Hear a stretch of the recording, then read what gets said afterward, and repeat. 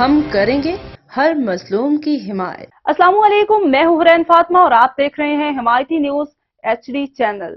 نظر ڈالتے ہیں آج کی اہم خبروں پر۔ جی ٹی روڈ پر کیری ڈبہ ڈیوائیڈر لائن سے ٹکرا کر الٹنے سے بہن بھائی جاں بحق جبکہ 2 بھائیوں سمیت 3 افراد شدید زخمی ہو گئے۔